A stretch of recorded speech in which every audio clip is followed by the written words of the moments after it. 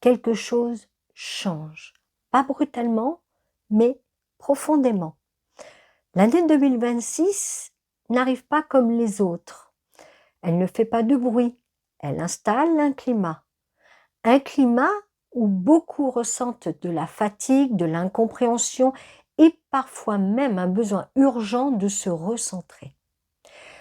Une impression que certains repères ne fonctionnent plus comme avant. Si vous ressentez cela, ce n'est pas un hasard. L'année 2026 agit déjà. Alors avant d'aller plus loin, je me présente. Je suis Lorraine Jourdain, plus connue sous le pseudonyme de Lexa Marot. Je suis médium, clairaudiente, auteure et conférencière. À travers cette vidéo, je vais vous proposer une lecture complète de l'année 2026. Alors, c'est une lecture fondée à la fois sur la perception intuitive, voilà, aussi de la numérologie et de l'astrologie. Il ne s'agit pas ici de prédire des événements précis, ni de vous inquiéter. Il s'agit de comprendre le climat général, les mouvements collectifs, les tensions sous-jacentes et les transformations en cours. Nous allons parler du monde, de la société, de la politique, de l'argent, du travail et des relations humaines. Mais surtout, nous allons parler de la manière dont vous pouvez vivre l'année 2026 avec plus de clarté et plus de sérénité. L'année 2026 ne demande pas d'avoir peur, je vous rassure. Elle demande d'être conscient, car comprendre ce qui se joue permet de mieux se positionner. Et c'est exactement ce que je vous propose dans cette vidéo. L'énergie maîtresse de 2026. L'année 2026 ne se présente pas comme une rupture immédiate. Elle se présente comme une révélation lente. Rien n'explose brutalement, rien ne s'effondre d'un coup, mais tout devient visible. Ce qui était instable cesse de se cacher. Ce qui tenait par habitude ou par peur commence à se montrer tel que c'est réellement. L'énergie de 2026 agit un petit peu comme un révélateur. Pas un révélateur violent, un révélateur patient. Elle éclaire ce qui était déjà là. Elle met en lumière ce qui était déjà fragile. Elle souligne ce qui n'a jamais été vraiment réglé. Beaucoup d'entre vous peuvent ressentir une impression étrange, comme si certaines situations revenaient, comme si des thèmes que vous pensiez dépasser se représentaient sous une autre forme. Ce n'est pas une régression, c'est une répétition consciente. Ce qui n'a pas été réglé entre 2020 et 2025 ne disparaît pas en 2026. Cela revient autrement, plus clairement. Les mêmes problématiques, mais sans le voile.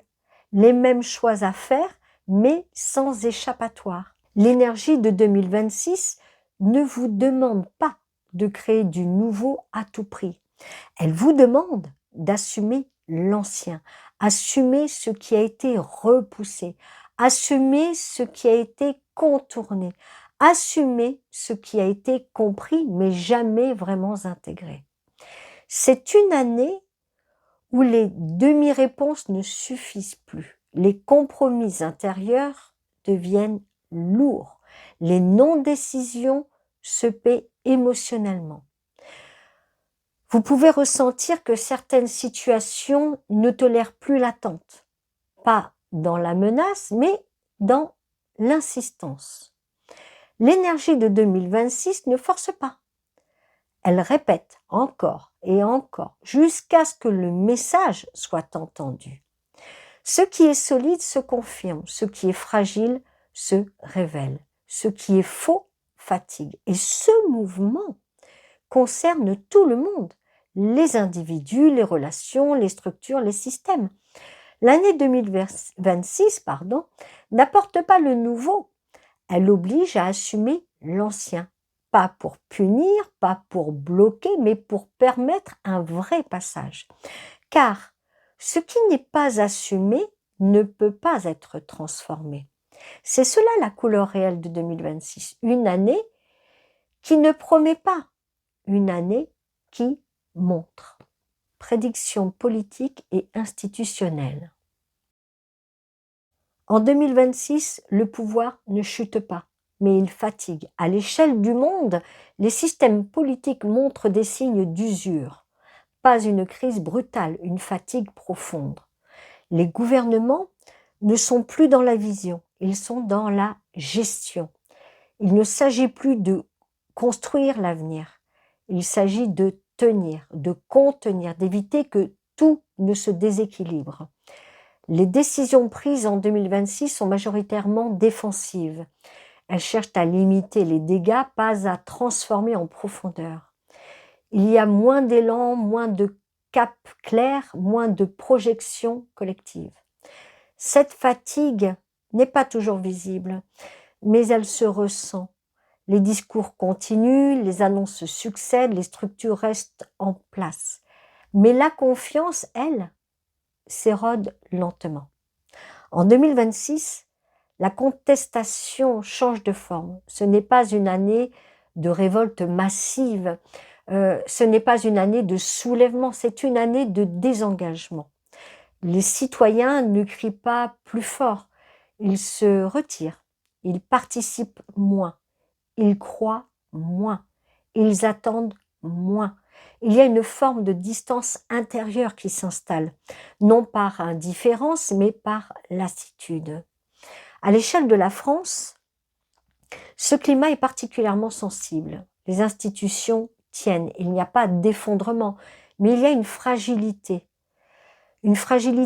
discrète mais persistante. La difficulté principale en 2026 est de rassembler. Les décisions sont prises, mais elles fédèrent peu. Les discours sont construits, mais ils touchent moins. Un décalage croissant se creuse entre ce qui est dit et ce qui est ressenti.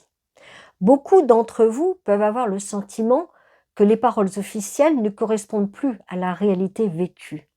Cela crée une impression particulière, l'impression d'un pilotage à vue, non pas par manque total de compétences, mais parce que les anciens cadres ne suffisent plus.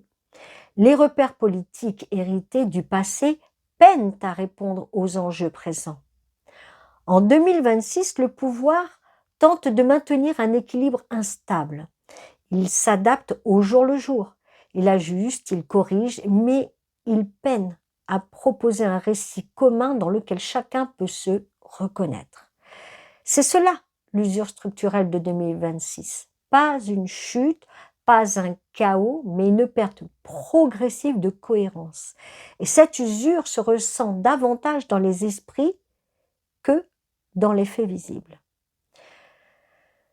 C'est un climat, une ambiance, une sensation diffuse, et cette sensation prépare la suite.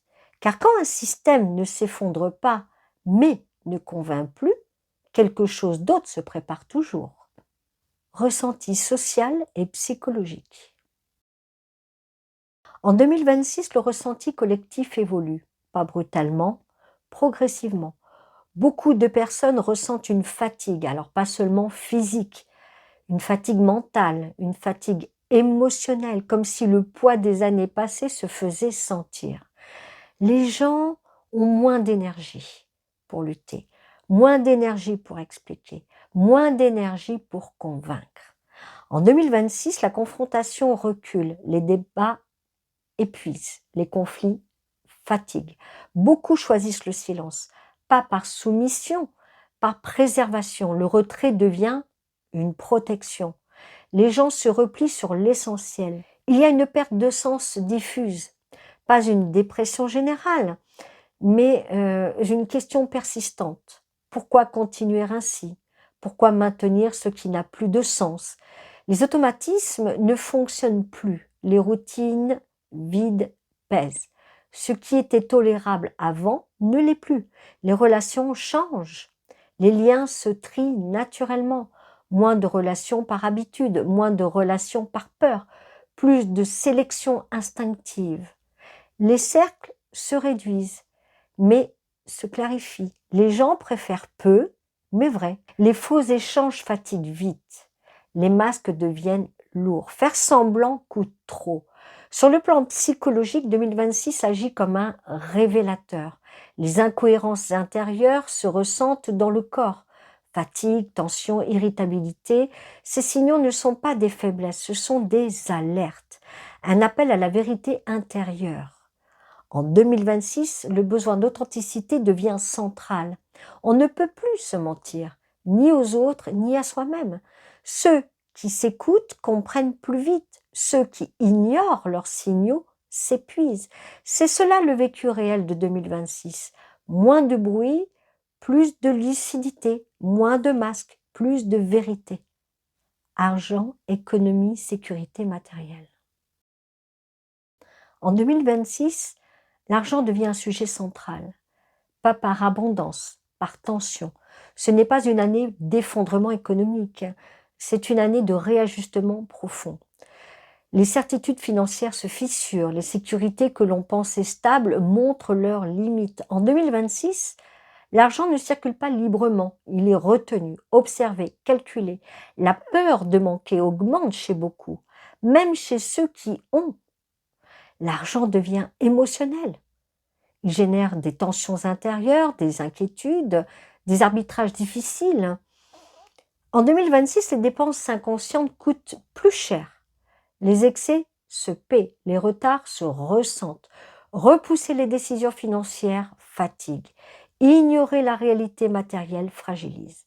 Ceux qui vivent au-dessus de leurs moyens le ressentent rapidement. La pression augmente, le stress s'installe. À l'inverse, ceux qui structurent respirent mieux. Ceux qui anticipent résistent davantage. Ceux qui simplifient retrouvent une stabilité. 2026 favorise la gestion, la prudence, la clarté. Ce n'est pas une année de gains rapides. Les promesses faciles se dissipent, les opportunités illusoires s'effondrent. Ce qui n'est pas solide ne tient pas. Ce qui est construit avec cohérence résiste. En 2026, l'argent demande de la conscience. Regarder ses comptes, comprendre ses flux, clarifier ses priorités. Ce n'est pas une punition, c'est un rappel. La matière répond à la cohérence intérieure. Plus vous êtes flou, plus la matière résiste. Plus vous êtes clair, plus elle s'ajuste. 2026 apprend une leçon simple. Mieux gérer, mieux choisir, moins dépenser par peur, moins compenser par manque. Ceux qui respectent ces signaux se stabilisent. Ceux qui refusent d'ajuster s'épuisent. C'est cela la dynamique financière de 2026. Pas un effondrement, un tri, un recentrage, une mise en cohérence obligatoire. Travail, place sociale, sens. En 2026, le travail est remis en question. Pas brutalement, mais intérieurement. Beaucoup continuent à travailler, mais différemment. Ils ne se posent plus les mêmes questions. Ce n'est plus seulement le salaire, ce n'est plus seulement la sécurité, c'est le sens, la cohérence, l'utilité réelle. En 2026, beaucoup ressentent une fatigue professionnelle, pas une fatigue physique, une fatigue morale, une fatigue intérieure. Les contraintes vides pèsent, les obligations sans sens épuisent. Faire pour faire ne suffit plus. Les automatismes professionnels s'effritent. Les rôles joués trop longtemps deviennent lourds. Beaucoup se demandent pourquoi je fais cela, pourquoi je continue ainsi. Et en 2026, ce n'est pas forcément le métier qui pose problème, c'est la posture, la manière d'occuper sa place, la façon de se trahir. Beaucoup ne veulent pas tout changer, mais ils ne veulent plus se nier. Ils cherchent à réajuster, à redéfinir leurs limites, à poser un cadre plus juste. En 2026, le travail demande de la cohérence. Ce que vous faites doit ressembler à ce que vous êtes. Sinon, le corps résiste. L'énergie baisse, la motivation s'épuise. Ceux qui écoutent ces signaux ajustent, ceux qui forcent s'usent. 2026 n'impose pas un changement radical, elle impose une honnêteté, dire oui quand c'est juste, dire non quand c'est faux. Même discrètement, même progressivement. En 2026, changer de posture suffit souvent. Moins se suradapter, moins se justifier, mais plus se respecter. Ceux qui osent ce réalignement retrouvent de l'élan, pas un enthousiasme bruyant, un élan stable, durable. C'est cela la leçon du travail en 2026. Moins de performance, plus de cohérence, moins de pression, plus de justesse. Relations, liens humains. En 2026, les relations changent, pas brutalement, naturellement. Beaucoup ressentent une lassitude relationnelle, pas un rejet des autres, un besoin de vérité. Les relations basées sur la peur s'essoufflent. Les liens maintenus par habitude fatiguent, faire semblant devient trop coûteux. En 2026, les gens tolèrent moins le faux, moins les non-dits, moins les compromis intérieurs. Ils n'ont plus l'énergie de porter ce qui leur correspond plus. Les relations se trient, pas par conflit, par évidence. Certains liens s'éloignent, sans drame, sans rupture bruyante, simplement par manque d'écho. En 2026, la quantité importe moins. La qualité devient essentielle. Beaucoup préfèrent peu, mais vrai. Peu de relations, mais stables, mais sincères. Les échanges superficiels épuisent plus vite. Les relations authentiques apaisent. En 2026, le besoin de sécurité émotionnelle augmente. Pas une dépendance, un ancrage. Les gens cherchent des liens simples, des relations où ils peuvent être eux-mêmes, sans masque, sans justification, sans tension.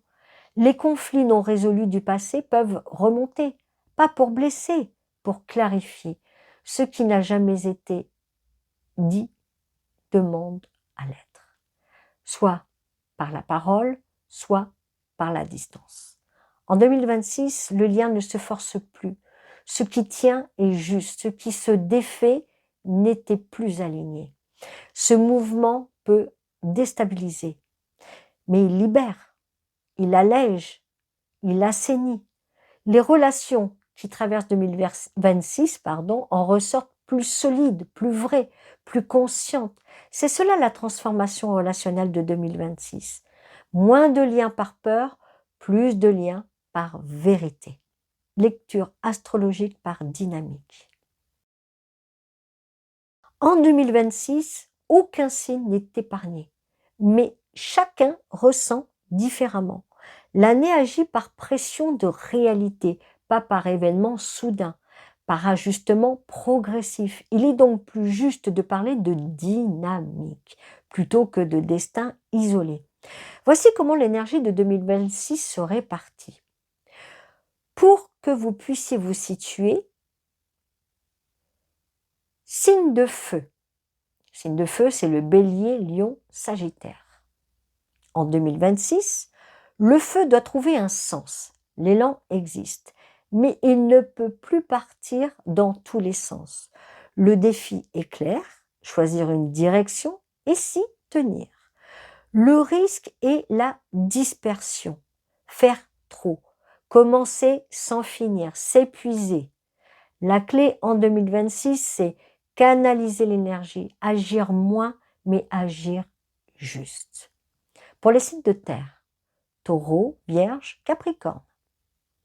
En 2026, la pression est concrète. Travail, argent, corps, responsabilité. La réalité demande réponse. Le défi est d'ajuster sans se crisper, sans tout contrôler. Le risque est la rigidité. Tenir trop longtemps ce qui ne tient plus. La clé en 2026, simplifier, structurer l'essentiel. Lâcher le superflu. Signe d'air, Gémeaux, Balance, Verseau. En 2026, les repères mentaux bougent. Les idées évolue, les certitudes se fissurent. Le défi est la clarté. Trier l'information, choisir une vérité. Le risque est la confusion. Trop penser, pas assez ancré. Se détacher émotionnellement. La clé en 2026. Revenir au réel, mettre des mots simples sur des choix clairs. Pensez à ça, les signes d'air. Les signes d'eau à présent, Cancer, Scorpion, Poisson. En 2026, l'émotion se décante. Ce qui était enfoui remonte, les mémoires s'activent, le défi est la vérité affective. Ne plus tout porter, ne plus tout absorber. Le risque est la surcharge, le retrait excessif, l'épuisement émotionnel. La clé en 2026, poser des limites, dire ce qui pèse, s'ancrer dans le présent. En 2026, quel que soit votre signe, le message reste commun. Moins de dispersion, plus de cohérence, moins de masques, plus de vérité. Cette lecture donne une direction, pas un détail. Ici, vous avez la carte générale. Comment vivre 2026 plus sereinement? En 2026, la question n'est pas d'agir plus, c'est d'agir juste. Beaucoup ressentent une tension, une pression diffuse, un tiraillement intérieur. La première clé est simple, ralentir, pas dans l'action, à l'intérieur. Observer avant de décider, écouter avant de réagir. En 2026, forcer fatigue, résister épuise, s'ajuster apaise. La deuxième clé est la simplification. Trop de choses pèsent, trop d'engagements vides, trop d'attentes extérieures. En 2026, il est préférable d'enlever plutôt que d'ajouter. Simplifier les relations, simplifier les objectifs, simplifier les obligations. Ce qui est juste reste, ce qui ne l'est pas tombe. La troisième clé est le corps. Le corps parle avant l'esprit. Fatigue, tension, sommeil, irritabilité, ce sont des messages, pas des défauts. En 2026, respecter le corps devient essentiel. Dormir, respirer, ralentir le rythme, ce n'est pas du luxe, c'est un ancrage. La quatrième clé est la vérité intérieure. Ne plus se mentir, ne plus se trahir, même dans les petites choses. Dire oui quand c'est juste, dire non quand ça ne l'est pas. Même doucement, même sans conflit. En 2026, la cohérence protège. L'incohérence épuise. La cinquième clé est la présence. Moins se projeter, moins anticiper avec peur, plus être là, ici, maintenant. 2026 n'est pas une année pour prévoir loin. C'est une année pour poser juste un pas, puis le suivant. Ceux qui cherchent à tout maîtriser se fatiguent. Ceux qui avancent pas à pas se stabilisent. Enfin, la dernière clé est la confiance lucide. Pas l'aveuglement, pas l'illusion, une confiance basée sur l'écoute, sur l'ajustement, sur la vérité. 2026 ne demande pas d'être forte, elle demande d'être alignée. Ceux qui vivent 2026 de cette façon ne feront pas de bruit, mais ils poseront des bases solides, durables. C'est ainsi que l'on traverse 2026, sans peur, sans fuite, avec justesse. Traverser 2026 avec justesse. L'année 2026 ne promet pas, elle révèle, elle oblige à regarder en face, à ajuster, à choisir. Ce qui était fragile se montre, ce qui est juste se renforce. 2026 ne demande pas d'aller plus vite, elle demande d'aller juste. Ceux qui écoutent les signaux avancent, ceux qui résistent s'épuisent. Cette année n'est pas là pour punir, elle est là pour aligner, pour poser des bases saines, durables. Voici mon message. J'aimerais vous laisser un message simple, un message doux. En 2026, quand tout semble flou, revenez toujours à l'essentiel. Respirez, et écoutez votre ressenti. Ne forcez pas ce qui résiste. Ce qui est juste se place toujours. Avec le temps, avec la confiance, pensez bien à tout ça. Si cette vidéo vous a plu, n'hésitez pas à cliquer sur le pouce. Cela aide vraiment la chaîne. Pensez à vous abonner et à activer la cloche pour ne rien manquer des prochaines vidéos. Je vais vous souhaiter une très belle année 2026 et je vous dis à très bientôt pour un nouveau voyage dans l'inexplicable.